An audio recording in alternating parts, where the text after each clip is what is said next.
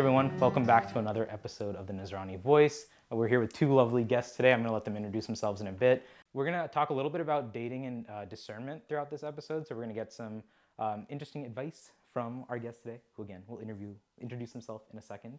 But we're going to talk a little about discernment, dating, and what are some good tips, practical advice, all of that fun stuff in today's episode. With that, I'm going to let our two guests introduce themselves. We'll start with you, Geo. Hi everyone, my name is Geo and Roncy. I am originally from Houston. I am living in Philadelphia now, and this is my wife. Hi everyone, my name is Teresa. I'm originally from Los Angeles, but now living in Philadelphia. Awesome. And we'll get to know a little bit more about you guys throughout the rest of the conversation. But I want to ask the most important question of all, starting with you, Geo. Houston or Philadelphia?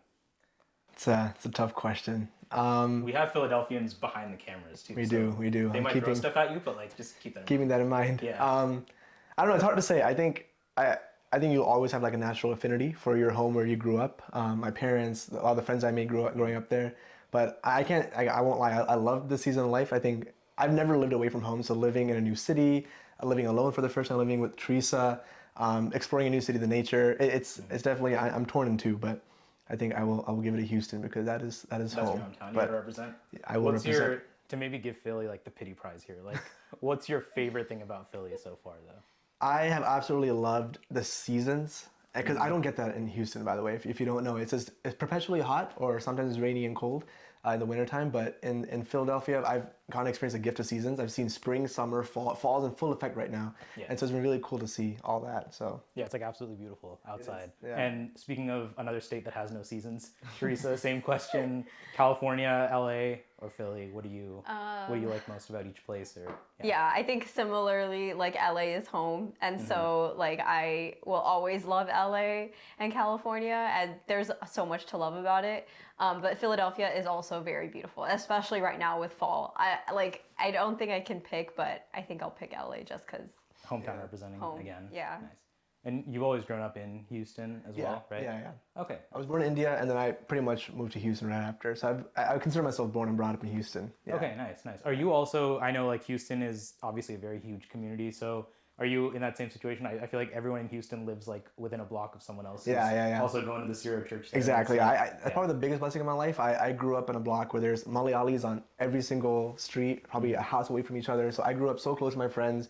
A lot of the people I went to CCD with, I also went to high school with, and so we were all in the same reality community, saw each other almost 7 days out of the week. So that's kind of how I grew up. Yeah. Do you think that affected, like, how would you say that's affected like your faith life, as opposed to if you were in a situation where maybe just church every Sunday and that's all you saw? Then yeah, I think 100% affected my faith life because I didn't have to like split, I guess, who I was. Like the people I saw at church were also the same people I saw in my classes or in the hallways at school, or we would do things outside of school. So I think it just added more cohesion, and I just shared a lot of my life, both in school and church matters. So I don't know, things just blended well together. I had a part of me, and they also saw the messy parts of me too, just growing up and having to figure things out. So yeah, so it's good to get like someone with like a full 360 perspective. Of who you were. Yeah. Was it the same in LA, or is it a little bit more of that split? Yeah, definitely more of a split. Definitely felt like I had like a church life and a school life, and those two were like very distinct.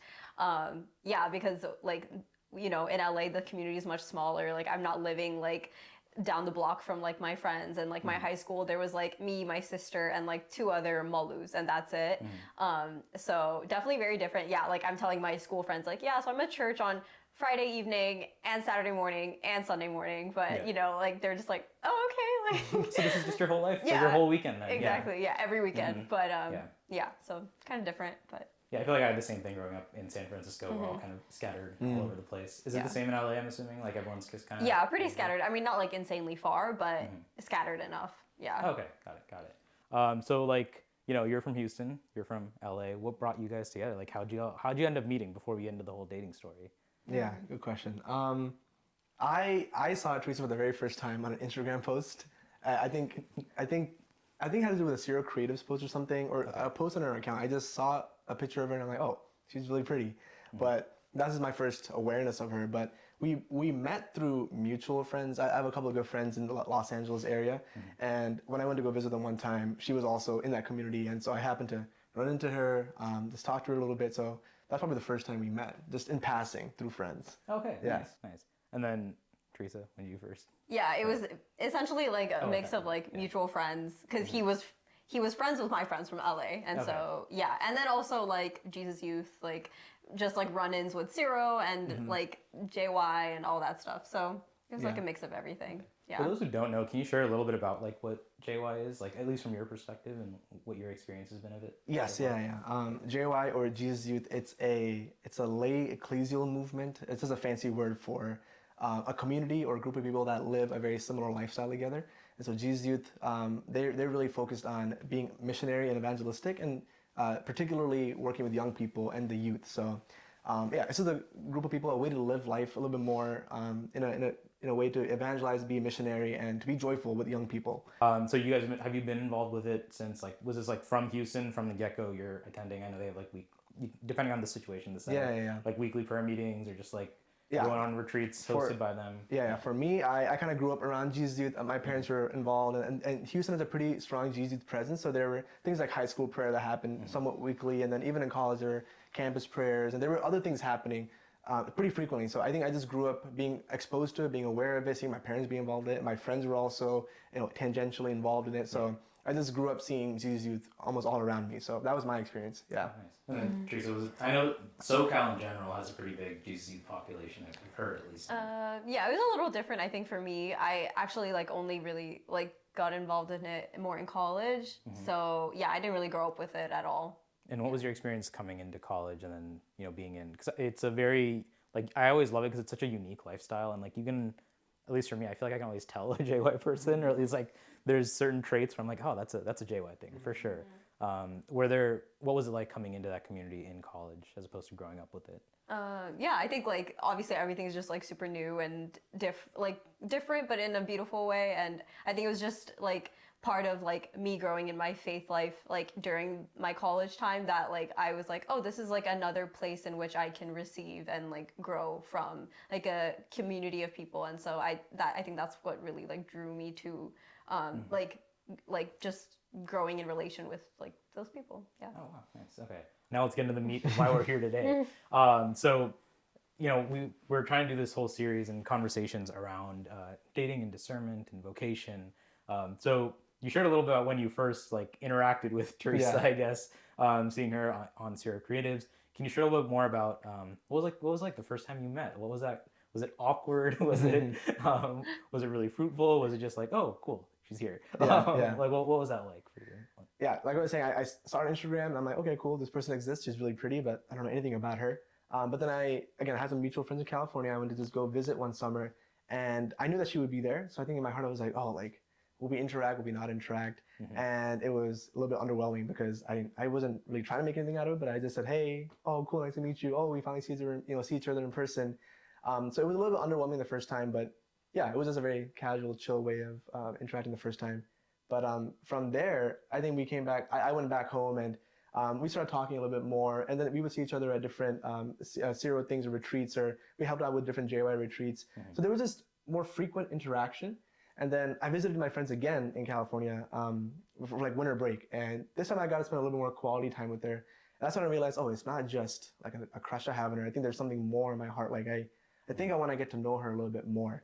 And so I think I took that going home back from this trip in Christmas time, and I started thinking about it, and I'm like, oh my gosh, like, should I like ask her out? Should I like make a leap of faith? I don't know what to do. And so I spent some time praying and thinking about it. I did this like St. Joseph novena to be like, all right, I'm gonna pray this novena. I want to get some clarity on like, should I take this leap of faith and ask her out? And yeah, and then after that, at the end of the novena, something in my heart was telling me, I feel the Lord was telling me, take a leap of faith. Like, you're not meant to have everything figured out in one day. Like, this date does not mean you're married. But take a leap of faith and see what other doors will open for you. So I think that's kind of the progression of the journey, I would say. Yeah. Teresa, what was that like for you? Is that all true? Yeah, that's all true. Okay. I think, I guess it was kind of parallel for me, honestly. Like, we saw each other for the first time, like sometime after we had kind of like met online, I guess. And I was just like, at that point, I was just like, oh, okay, like, here he is. Like, nice to see him in person. Like, that's great. But yeah, like, you know, we were friends because from my perspective, I was like, oh, like, he's friends with a lot of my friends. So I feel like this is someone that I should become friends with. Like, you know, like, he'll keep coming up, like, type thing. So, I mean, and also there was like a little bit of a crush. So I was like, you know, let me also just like get to know him, like, type thing. But yeah, so after that, like, yeah, we just kind of kept in touch, like, here and there, and also started seeing each other more often at like different events and stuff. And then yeah, same thing, like it was that like he came to California one more time, and like it was like him and a few of our other friends, and we like spent a lot more quality time together, like together and just like with everyone. And I was like, oh, I feel like I know him a little bit better, and who I know now, I like definitely think this is more than just a crush. So it was the same thing. I was like, okay, I need to take this to prayer. So I kept taking it to prayer, and I was just like, well, Lord, I don't know what to do about this. But I felt very convicted at the time that I was like, no matter what it is, like I want to be pursued. That was like my big conviction at the time. So I was like, Lord, if you want something to come out of this, like, he has to ask me out. Like, I'm not going to do anything about it. So that was my conviction at the time. And then I knew I was going to see him like somewhat soon. So then I was like, okay, I'm praying with this, sitting with this, but I was like, Lord, that's my like kind of thing. And so, and then, yeah, we saw each other, and he, lo and behold, he asked me out. So that weekend, after conferring with a couple of friends, like, hey, like, how should I say this? Like, what do you think about if I took her on a date tomorrow and we did this tomorrow for the day? What if we went painting, or if we went for a walk? Just different ideas with my friends, just making sure like, is this the best course of action? This is guaranteed that I can get a yes from her. And you don't know until you ask, right? So, but yeah, we went for a walk that evening, and then I confessed my feelings, which is always a risky thing to do. You don't know what's going to happen after you say something, but gratefully and thankfully, she said, yes, I'm interested in going on a date. So from then we kind of started our dating journey. Nice. Yeah. Well, clearly that date worked out. So Yes. there you go. Yeah. Nice. Well done. What were those conversations with the friends like, if I can ask? Like, what were you talking about? Because I think, you know, mentorship, and not necessarily mentorship, but just getting advice from people you trust. You talked about that a little bit earlier too. Yeah. It's really important. So what was that like? Yeah, for me, I think as a guy, you always talk about your crushes, or, you know, the girl that you kind of interested in your life. And so I think a lot of my conversation was like, oh, like, do you think she likes me also? Like, do you think I'm getting the right signals? Is she like reciprocating? Like, am I being too much? Like, or am I am I saying the right things? I think that was some of the conversations I had. And then especially leading up, just like telling them, like, hey, like, I brought this to prayer. I think I'm gonna, you know, take a leap of faith with it. And I think for them to also say, good, like, you know, if you brought it to prayer, and if you feel like a peace, you know, follow that peace. And so I think hearing that encouragement, hearing that like push from them, and then just, and some of the logistical details of, let's pick her up after like 10 a.m., give her some time in the morning, and then I think give her flowers. I'm like, that makes sense. Flowers also make sense. I think some of the practical logistical details, but also just some of the encouragement and the affirmation that you hear of, so be yourself, be confident. I trust that this is the fruit from prayer. I think those things also help to hear. So that's awesome. Yeah. Did Geo know, or did all your friends know about Geo at some point? Or? Not all of my friends, but like I did talk to my friends that knew him, but it was more so just like kind of ranting and being like, okay, well, these are all my feelings. I think for me, I was just like, I just wanted someone to bounce off my like feelings and like emotions with. But I mean, so I definitely was talking to my friends, but it was just like, okay, like, so that's where we're at. Like, That's fair. And then, so moving more into your dating journey. So you both clearly have feelings for each other, got that first date. What was that journey like moving forward, especially since you were in two different cities, like long distance and all of that?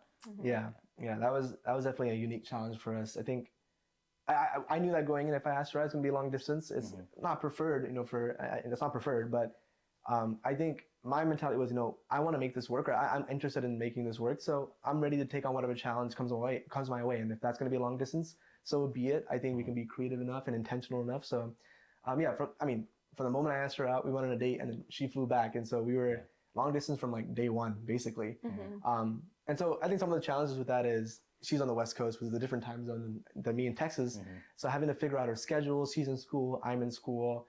We also have our own like communities to be a part of. Like I'm still living at home, she's on campus, and she has her own friends. I have my friends, and so we're not married, but we are a little bit more important to each other now. So how do we find time for each other? How do we make the conversations we have meaningful? How do we be curious about each other and learn about each other in a fun way, in a beautiful way? I think that was what the first couple of months looked like as we got into our dating relationship. And I don't know if, after that. Yeah, I think it was really just like those first few months, like getting to know each other. Cause like we were friends, but like not really. Like we weren't that close, and so it was just like, okay, like who are you actually, like type thing. And then just like still being able to like balance like our relationship with like everything else that we're involved in, and like just feeling like we want a good balance, not to like lose ourselves and like not be so like just stuck on the other person. But just getting to know each other was really the beginning. Yeah, and how do you think those other parts changed, if you're okay with me asking? Like, did you find yourself maybe like over prioritizing and under prioritizing just based on the situation? Was it, you had to put other things to the side, like maybe not like put your friends to the side, but maybe you're not hanging out with this person on an evening because you're doing a call or like whatever. I think you feel that a little bit naturally. I'm a person that like, I'm a very idealistic person. I try to like balance and juggle everything: church, friends, Teresa, like my own life. I want everything to be at 100%, but sometimes it's not practical. Like I need to give a little bit more time to her. So there were certain times where, this evening we decided we're going to call and catch up. I want to hear about her week or how her day went. That means I might have to miss out on something else. And actually there's like a bit of I want to do both. So there were times where I had to choose her over others, or something. I had to let her know, hey, like this is already a pre-planned thing I got with my guys, or we have this gathering happening, I got to be there. And so there were times where we weren't able to talk, even though we wanted to. So there were moments of strain sometimes where we had to prioritize other things. Sometimes we had to prioritize us, and I had to miss out on a different thing. So that was there sometimes, I would say. Yeah. Yeah. Was the same for you? Yeah, pretty much the same. I mean, I was on campus also, like still in college, so I think it felt sometimes harder because I'm literally living with my roommates who were also my best friends. So I was like, like telling them like, I have a call tonight, so we're not really hanging out. But like, I think it was just balancing everything and like everything else that I was involved in, and also like still focusing on school and making sure like nothing is like feeling like neglected. But just like I feel like it's just a natural thing, and like you also do care about the other, so like it's like you just you just try to like balance your time. It's like a trial and error thing too. You might make mistakes to try to if I do this in this way, will that work? It might not work, but now and then you try a different method of how do you balance my time with Teresa, how to balance my time with church and my family, my sisters. So it took a couple of tries to kind of get to figure out. So and that was going to be my next question was like what was the role of faith throughout your relationship, from when you were just talking, and you're both very involved in your respective communities. So again, similar question: did that kind of take a hit? Did that help, like having that whole community behind you and this particular faith tradition behind you as well? Yeah, definitely. I think that was probably a non-negotiable from day one. That like in all that we do as we're gonna date and figure out if we want to get married, like God has to be the center of everything, and by extension, our church community, our faith has to be the center of everything. So it probably played the biggest role in our entire journey, that we knew we had God with us, and we had to keep going back to Him to get clarity, to grow ourselves in our own relationship with Him. It was also the most important thing to have a church community and good, faithful friends that were there to answer questions when we were confused, or to like hear us out when we were frustrated, to encourage us when things got tough.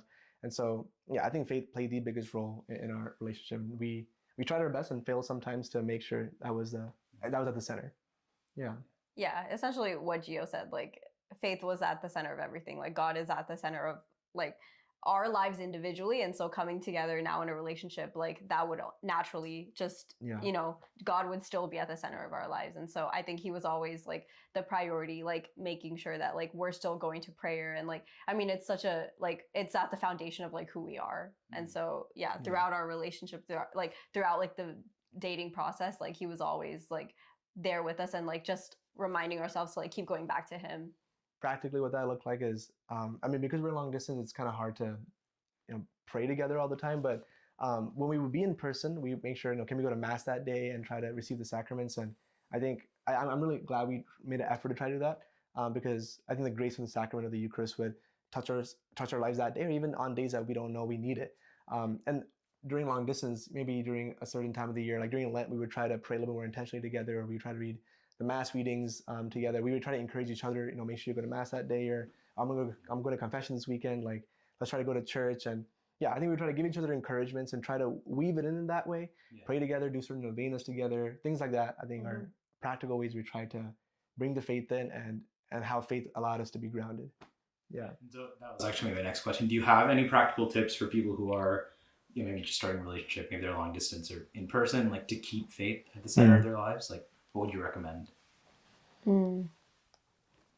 It's a good question. Would you say, okay, like as an example, like mass every day together, yes or no? Like novenas, like are those things that are helpful, do you think? Or do you think it's, I guess more personal prayer, I guess. We can also skip that. Mm.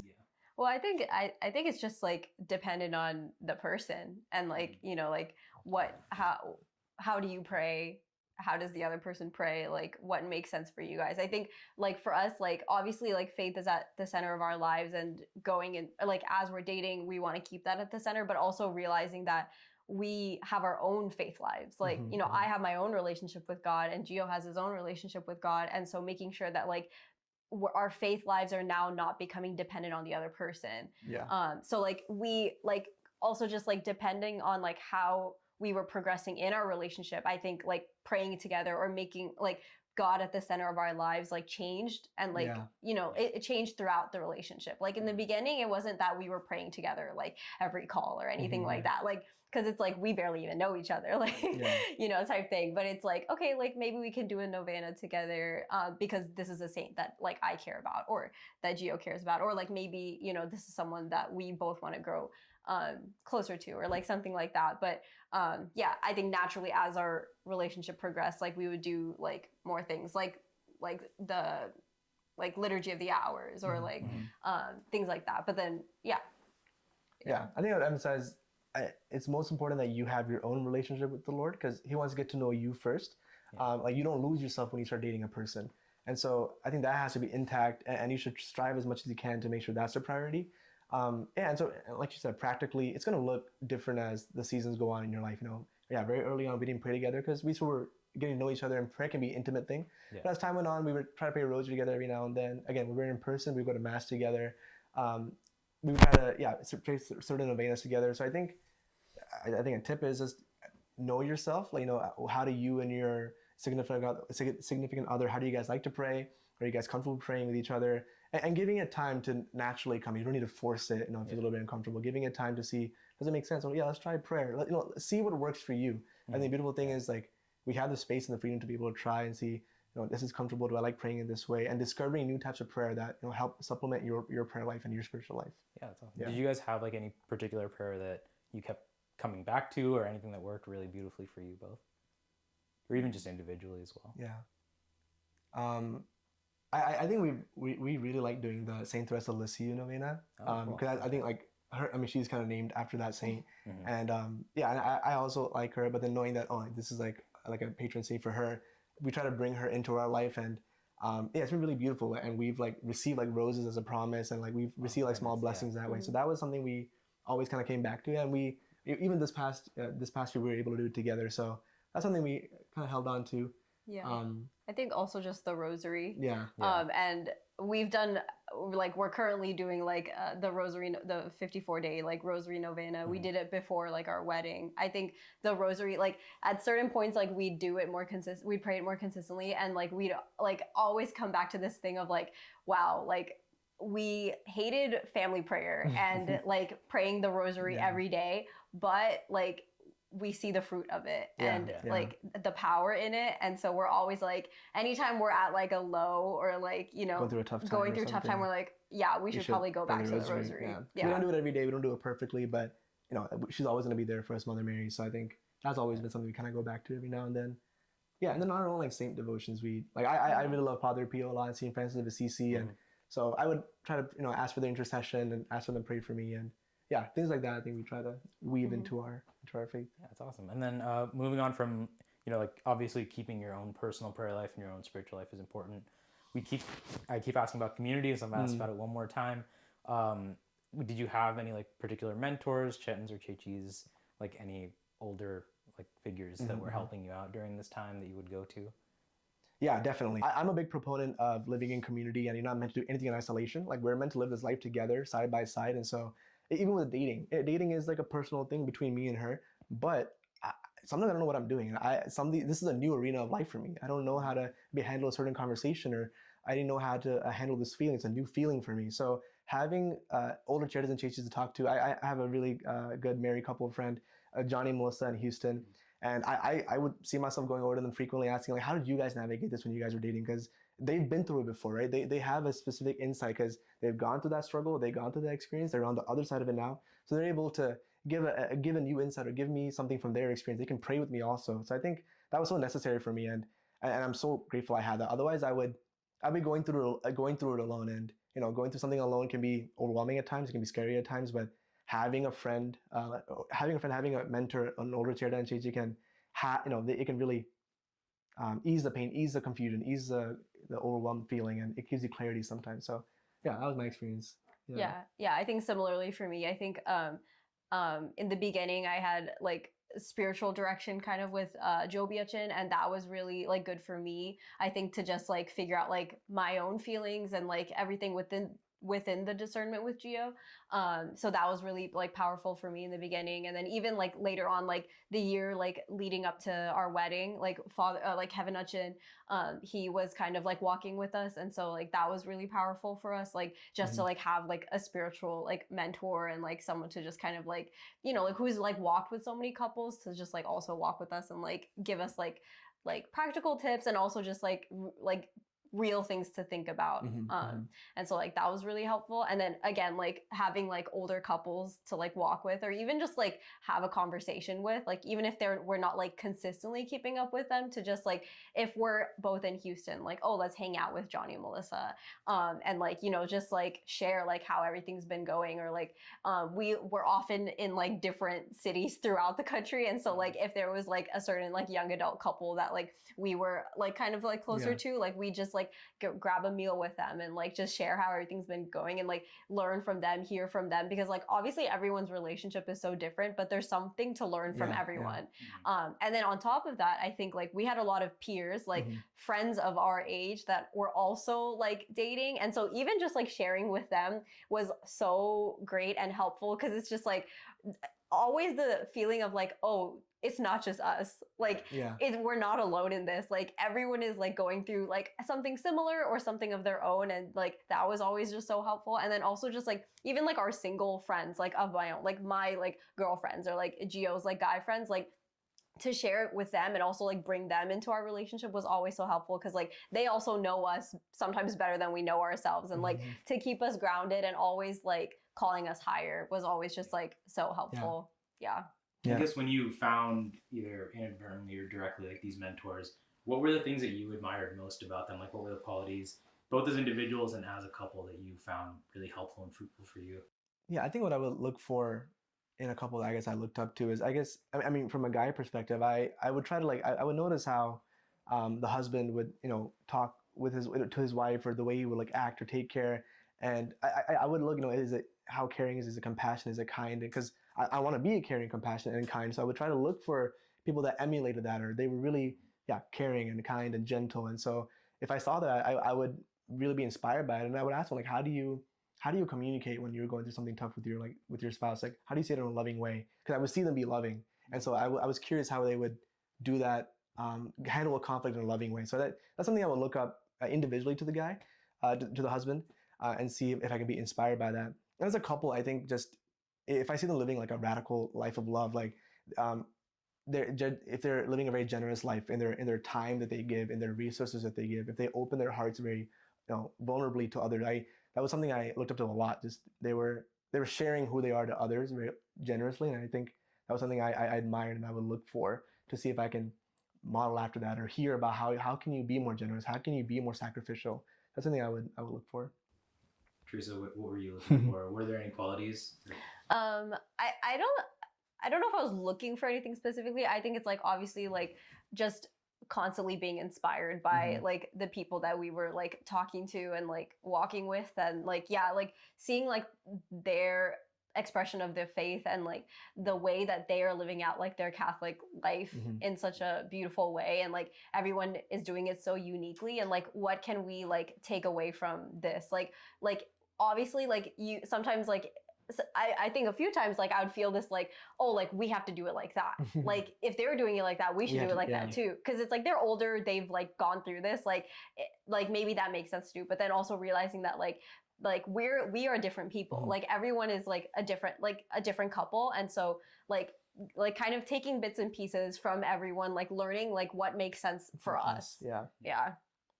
All right, so we talked a lot about, like some of those early months of dating, what all of that looked like. We had just started to touch on discernment, and I think that's really important, especially obviously for marriage, which is a sacrament. At what point did you, maybe we can start with you, Teresa, like start thinking about, not just dating in terms of, like thinking about marriage, but like very seriously considering and discerning marriage? I know you said you were talking to a few Uchins about it and other people, but when did that kind of go from becoming more general to very specifically like, oh, I think this is the person I want to marry? Okay, so I think growing up, I always knew I wanted to get married. So I think that's like a little disclaimer. Like I always felt called to family life and like married life. But then at some point, like in college, I was really like growing in my faith and like realizing like, oh, I should probably like discern my vocation a little bit more seriously.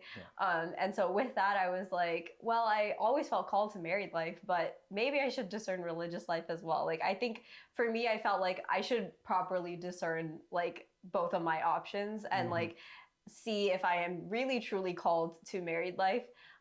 And so I did like try my best like within COVID to like, like do like the virtual come and sees and like things like that.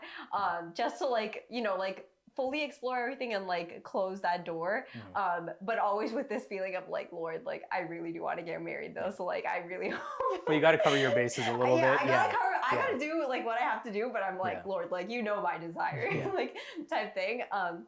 But yeah, I think like with all of that though, like I again just felt like even more strongly like drawn to like married life. And then I think with that I was like, okay, like, so I should like, I guess, work on myself to like prepare for that like a sacrament of marriage, like in this time of like singlehood and things like that. And then like obviously like I met Geo and we started dating, and so like with that we were like, okay, like we should seriously discern marriage. And like obviously like we both went into dating like a little bit seriously. Like we're not trying to like, I guess, date around. Like if we were dating, it was like to date for marriage.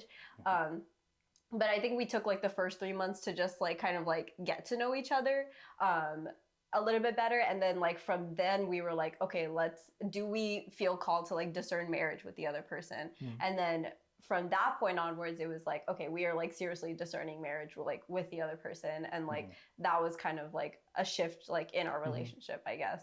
Yeah. You mentioned, in that period of singlehood, trying to discern a little bit of everything, but then also having this desire and you felt calling for marriage. What were some of the things that you did to, you said like practically prepare, just like have your faith life almost like ready to go when that decision came while you were still single?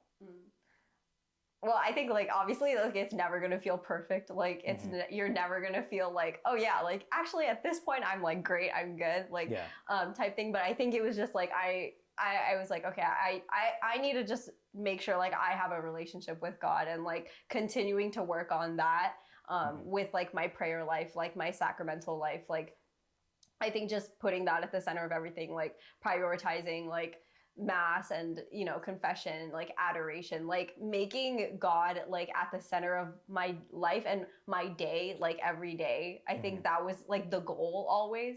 And like I also like I'm on campus, like I'm in college, so I was involved with like Focus, and so I had like a small group there, and so I was walking with like a group of girls. Like I had like a Focus mentor, and so like that was also very helpful, like to help me like just like really prioritize like God like in my day to day. And so I think that's kind of like what my focus was. And just like I think always feeling like if I'm gonna like have this desire for marriage and like have like a desire for like a certain type of spouse, like, oh, these are the qualities that I look for in a guy, like I want him to be like X, Y, and Z, then like I should also come into that like having such qualities, like like if I want a man of faith and like a man of prayer, like I should also probably be like a woman of like prayer and like a woman of faith. And so just like realizing that like some of these things that I am looking for in a man, like I should probably also work on in myself.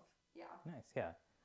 Same question, right? Like when you were single, how did you prepare yourself like for whatever the vocation might be? Did you also have a discernment, like like going trying to decide which path you wanted to go down? Or you I was seriously considering priesthood for a while. I think really like 2020 2021 I was talking to Raji Vachin, Kevin Achin, trying to see, them encouraging me to pray and see what the Lord is saying to me about which vocation to go to. So I was seriously considering preacher for a while, and then it kind of lulled down. I was like, okay, I don't really know right now. Let me just focus on school and myself. I think practically for me, how I prepare myself for whichever vocation I was going to, like Teresa was saying, I try to make sure like daily mass, if I could, was part of my habit. Like I think frequenting the sacraments as much as possible made the biggest change in my life. Like being able to see the Eucharist as much as I could see tangible differences that I didn't notice them, but when I look back now, I can see that. Going to confession as much as possible. Adoration is being in front of the Lord and adoring Him and being present with Him, and just practicing virtues. If I'm at home, if I'm getting really annoyed by my sisters and my parents, okay, why am I so impatient? Trying to like ask God to help me recognize that. Can you give me a chance again? Let me try to practice patience. Let me try to practice a good words, affirmation, encouragement. Let me try to practice not to say bad words. I mean, like whatever it is, certain virtues I would try to practice, implement. And then I had a group of guys who just to be able to journey in that faith too. I'm not alone. So if there was challenges, I could call them up. I had a support system. So things like that is how I practically try to grow in my faith life personally, in my singlehood. Before I, walked on the path of priesthood, or before I met Teresa, I try to get these things in order because I think, especially as a guy, I want to be able to lead her toward the Lord. I'm supposed to be the head of the house or the protector of the household. Like, these terms that sound so, I don't know, they have a big weight to them to me. So how can I practically do that? The Lord is first asking me to have a relationship with Him and be strengthened by Him, so then I can strengthen her also. So those are some of the practical things I did before I started dating her, and I try to keep continuing that while I was dating Teresa. So and then on your end, what did that discernment look like of realizing like, oh, I think this is the person I'm called to marry? What were those conversations like, or with God and with your community as well? So I think as I started leaning towards marriage, I think a quote that like stuck with me when I went to prayer was I think Saint Jose Maria Escriva said this, that the greatest male saint that ever lived wasn't a bishop or a pope or this missionary that lived, but it was Saint Joseph, a quiet man that worked and was a husband to Mary and a father to Jesus. And I think the Lord just moved something in my heart, and it just like profoundly touched me that the most beautiful thing I can do in this life is very simply and very humbly being a husband, serving very monotonously. And I think one other quote I heard is like, the vocation you're called to is where your poverty will come out the most. And I knew that for me was, I knew my poverty would be in marriage, just having to deal with the monotony of life. Just, all right, dishes again today, gotta cook dinner this weekend. Okay, I gotta change this diaper for the 100th time.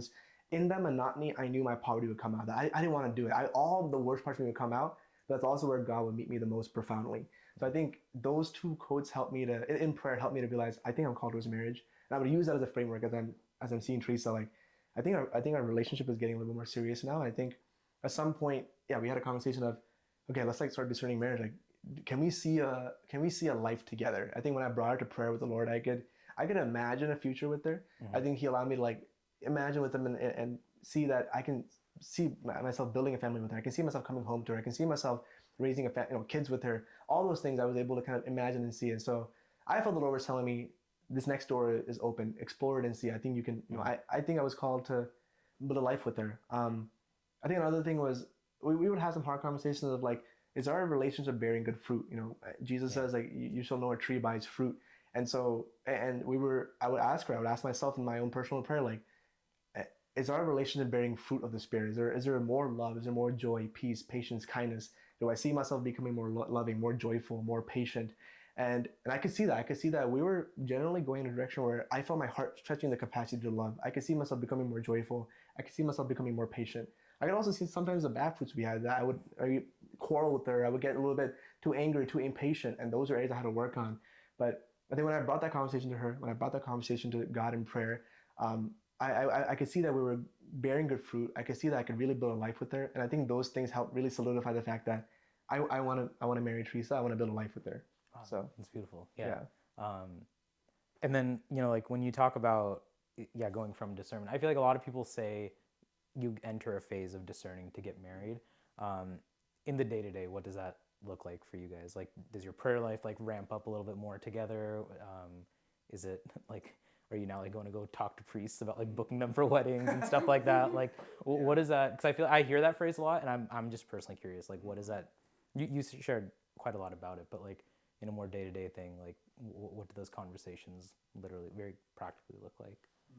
I think a lot of it, like practically, was that like we just had a lot of conversations about what is the life that we envision for ourselves. Like, like in marriage, in like a family life, like these are my desires. This is how I want to live out the faith. Like these are my goals. Like this is like, I guess, yeah, like the life I want to live. And does that align with the other person? Like do your, I guess, non-negotiables, like the things that you don't want to get rid of, like is that like in alignment with the other person? Like do your values, your morals, like do those all line up? So it was like a lot of just hard and serious conversations of like, do we align in that way? I think. Yeah, I think day to day it didn't look so much different. I went to class, or I would do my own thing in the day, but when we would talk, it's so fun and so like, free and loving. But we would ask ourselves the hard question, was like, all right, like I feel like I want to marry you, but what does that mean? Like, what does that look practically? Yeah, and I think she said a great point of just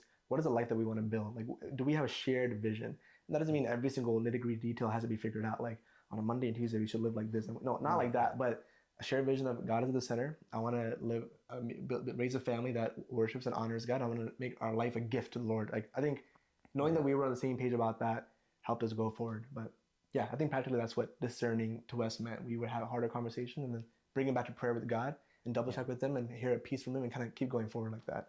Yeah, I just asked because I always have the stereotype of like, oh, at like the year mark, that's when you start having a conversation. So it's good to, I mean, you don't, whatever that looks like for each couple, but it's good to know that it's just, having those deeper and serious conversations. When you made the decision that you did want to get married, first I gotta ask, what was the proposal like? Like if you don't mind sharing, like what was all that like too? And that's a situation where I feel like you definitely go to your boys and ask them, how am I gonna do this? Yeah, I was like, she likes to be surprised, but also she tends to sometimes ruin surprises for herself because she's so curious. And so I was like, okay, I gotta surprise her in a way that she doesn't know. So yeah, I'm all out of conversation with the guys. I was like, okay, how can I surprise her without her knowing? How do I bring her to this place without her thinking this is kind of random and weird? So I proposed, I guess 2 years into dating, and I proposed at the same park where we had our first date. So it was, to me, it was it's kind of nice, a little full circle moment. And yeah, I had the ring, and my cover story was that we're gonna do a photo shoot because why not? And I think she believed it. So we kind of dressed up a little bit. We got to the park, and then I had all her friends come out at the park, and I just hid behind a car, and her friends kind of took her. I think that's when she clicked, oh, this is something, not a photo shoot. And then I just ran behind some cars, and I went to the destination where I was supposed to be at. And her friends and her sister kind of led her to that spot, and that's where I proposed. So yeah, it was a beautiful day for me. I hope it was for her too. I think it was. Yeah. What was that day like from your perspective? Did you suspect anything? Did you think something was going on? Or? Well, like I suspected a few things, but I also didn't know. And so I was just like, and I know that I ruin most surprises for myself because I just spoil it or like I figure it out. So I was like, I'm just going to turn my brain off a little bit and like, just whatever happens, happens. But essentially like we were going to have this photo shoot and then like he just like, I get a phone call and I turn around and then he's literally gone. And so I was like, okay, like this is funny. And then I see like one of my friends like poking her head out from like a bush and I'm like, what are you doing here? And then like basically it was like a little path and like all along the path like it was like a bunch of my friends and like my sisters and so like they had like little like photo, like Geo had like printed out like our photos together and then he wrote like little letters on the back of each one. So I'm like, I see someone, I get a photo and then I keep walking, see the next person. And then at the end it's him. And so then, I'm like, oh my gosh, like this is crazy. So I'm like literally crying and like all that stuff. But it was like, it was beautiful. And yeah, it was at the park that we had our first date at. So it was like very special for us. But I relate a little bit to that, not to getting proposed to part. I also tend to ruin surprises for myself. And so anytime when I'm in a situation where like I feel like there might be something here, I also do the same thing. I just turn my brain off. Yeah. You guys are too smart for your own good. You guys just figure everything out. I don't know if I go that far for me, but definitely. That's really sweet. That's awesome. And now to get into the more technical stuff. So the proposal happens. It's beautiful. What does it look like when you're trying to get married within the context of the church? Like, what are the? Because I know there's usually a course that you have to take. There's all this other stuff. Does the relationship, like the purview or like the way that your conversations look like change after the proposal? Is it still a lot more the same but still deep conversations, or is it now like, all right, full on event planning? Yeah, that's a good question. Yeah, I think our conversations definitely changed. Our relationship got a little bit more serious. 'Cause it's a lot to balance. You're still living your own life, but then you're still in love with this person, and you still want to take time to spend time with her and care for her. But then you also have to factor in now wedding planning and all the paperwork or things like that. So we had quite a few things to juggle. So our conversation did look different. We tried to balance it out by having certain days we wouldn't talk about that and just spend time with each other. But other days where we have like work calls, let's figure out like the pre-Canada course, like where can we do it? What dates work for us? Like, okay, let's do this date. Let's go here.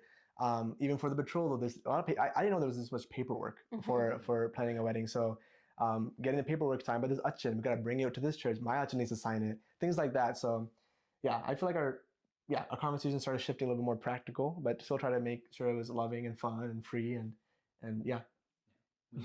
When he said paperwork, your face just looked like it dropped. For a second.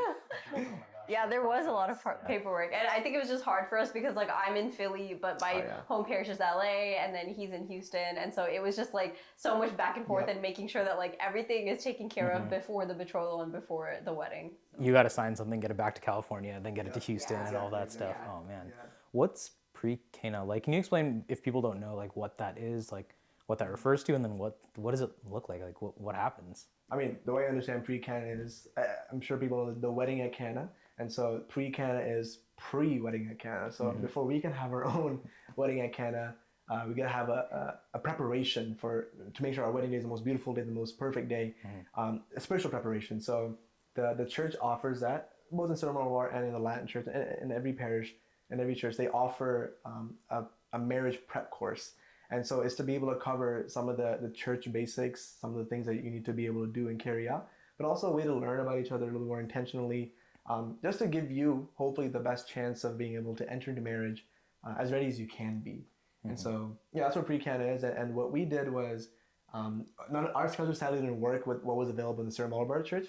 So we found a pre-Cana course in the Baltimore area, Bethesda, Maryland, and it was the 3 to Get Married course. And so we went for a weekend, and it was beautiful. It was a lot of learning about each other. I think we liked it because it was a little bit more focused on learning about the other person intentionally. Like, what's the family history that she has? Like, how was she raised? The upbringing affects the way that you now treat each other. How do you build a shared vision for the future? How do you have hard conversations? How do you make space for feelings? How do you talk in hard, things like that, like relational things. And they also spent a day talking about the church teaching about what does it mean to be married, the covenant of marriage, how to live a fruitful life, how do you become, the importance of kids in a marriage and how that adds to your vocation as parents, things like that. There's so many conversations to be had, and the pre-Cana course covers that and equips you to be ready for marriage. Do you think that course specifically, but then also just like the general church's view on marriage as a sacrament, but then also in those like practical teachings, how do you feel like that shaped, like how did that weekend shape the rest of like preparing for marriage and now being married?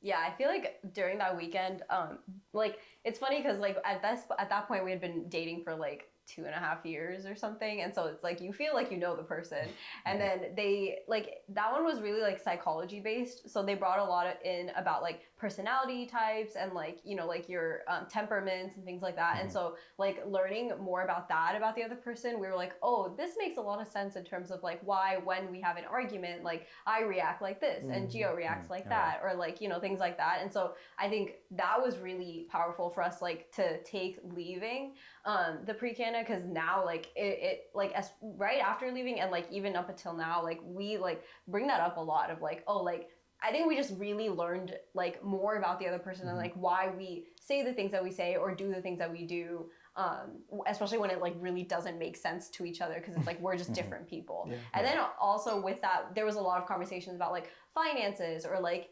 in-laws, boundaries, like things like that, which like obviously we have had conversations about it, but like they just asked like really good questions, and so it was just like good for us to be able to like talk about it more, or like things that were brought up that like we hadn't like talked about yet. So with the faith, I think for me leaving, I just felt reaffirmed that yes, this is what I want to do, and the call of marriage is very sacrificial, and I'm ready to do that. So I think it was just good to hear again and to like have it kind of like written on my heart again, and then I can go forward knowing that. So just like compact all the lessons into one weekend and just a really make sure you get it.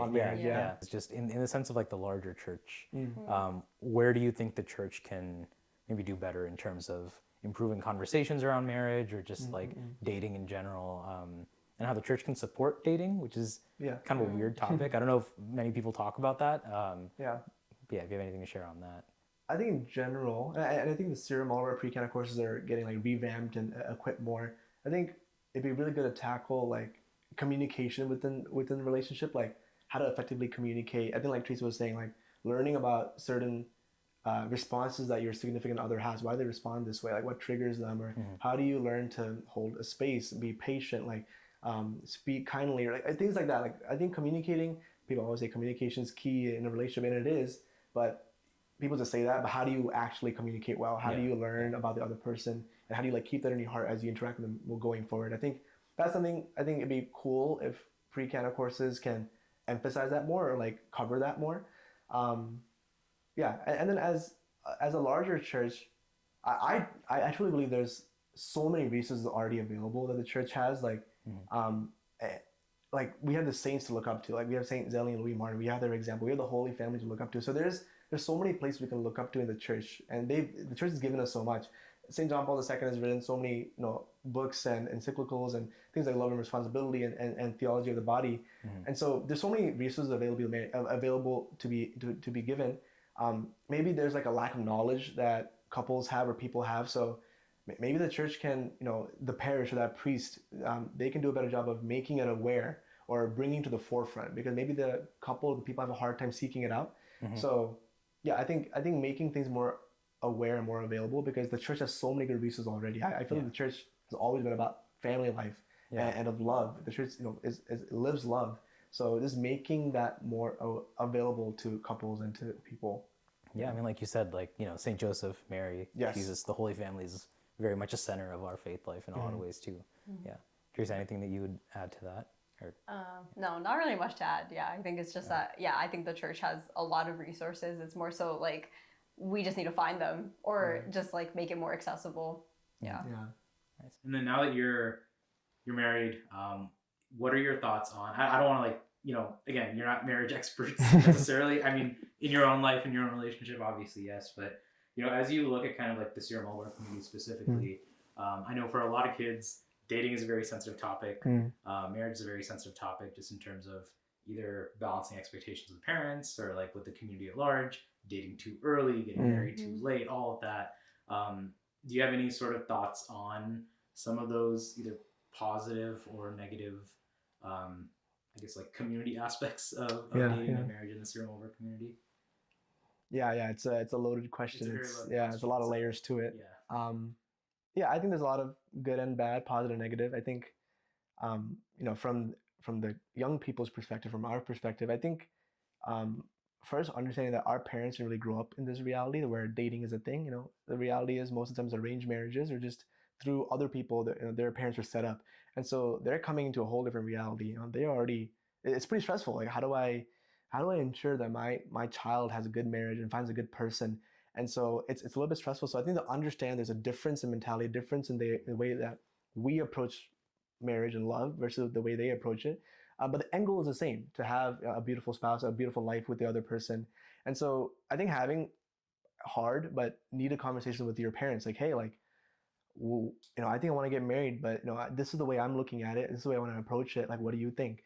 And then having a back and forth, like, what do you think? Okay, I can think about that. Makes sense. Or I don't agree with that. Come into a compromise. Come into a collaboration of the fact that I want you to trust me that I can find it. But then us as kids, we should also listen to the parents of maybe they have a little bit more wisdom. They've been through a little more of life than you. So hearing some of their advice, hearing some of their experience is needed. I think we try to keep that in mind as much as possible. All the times we were like, we know better, but we don't. I think that's one thing. I think. Oh, sorry, I lost my train of thought. But yeah, I think that's one thing. Teresa, I'm gonna ask you kind of the opposite question. Where I know I feel like the way I phrased it was more on the negatives, more on the positives. Like, what are some of the really beautiful things? Because Sierra Mulbar community, like I think, more than a lot of different rights, like really, really values family life. And so, do you feel like that's had an impact on your relationship? Did you see that growing up in the community and stuff like that? Just like the emphasis on family life.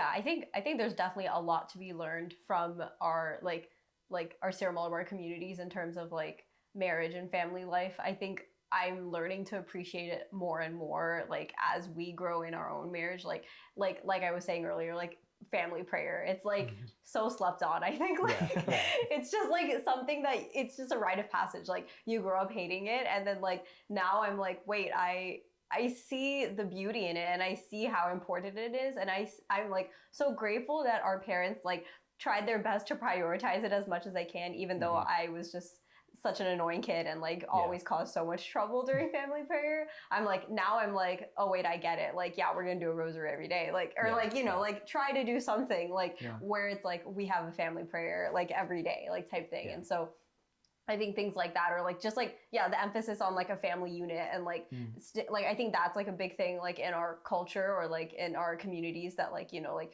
stick together, like take like care for one another and like watch out for each other. Like I think our parents just like have their like most of the time they just care for us and they have the best intentions for us. So I think like learning and realizing that more and more has just like really helped me to like understand them and like where they're coming from, especially like when it feels like we're conflicting or like, you know, things don't seem to like be like coming together. So as we wrap up the conversation, thank you first off for sharing so much about your lives, your discernment, your relationship together. If there was one piece of advice over the course of your relationship, like one big takeaway that you would want to share with other people who are, again, either, you know, single and thinking they want to get married, people who are in a relationship and discerning, what would that one piece of advice be? Like the one takeaway from this whole interview? Or I should say from your relationship, not the interview. I guess like, I think for people that are in a relationship, I think the one thing I always give as like my one-liner is like, it's always you two against the problem and not like you versus the other. I think like reminding at least for us, like, and for myself, like whenever we get into like a little disagreement or like we're butting heads or something, like if I just take a step back and like remind myself that like, oh, it's not me against Geo. Like we are one unit. Like we're in this together and it's like us against whatever the issue is or like the problem is. Like that's always like a good reminder for me to like, ground myself. So that's like my little thing. Yeah. I think for anyone, whether you're single or dating, I think knowing that the Lord loves you deeply and he wants to get to know you, and there's so much he has in store for you. So I think to honor that and to discover that, like, if you're a single person, like falling in love with the Lord and allowing him to like love you and discovering more about yourself, the gift of who you are, and being able to share that with everyone around you, whether it be school or at home with your friends. And then if you're dating, you know, sharing the gift of who you are to the other person, that the Lord has loved you and now you have the love that you can pour out to your significant other. I think that's my biggest takeaway, that he has so much in store for you. He loves you and he wants to build a life, a good life for you. And so when we walk hand in hand with them, there's so much joy and so much goodness that can come from that. That's awesome. Those are both such beautiful pieces of advice and such a great way to end this conversation. Thank you both so much, Teresa, Geo, for sharing about your life, your relationship. I think people watching will take away a lot from it. It's been a really beautiful and fruitful conversation. I feel like I've learned a lot, so this is good for me too. But yeah, thank you so much, and I will keep you in our prayers. Yeah, thank you all for watching. Thank you so much, George. Thank you.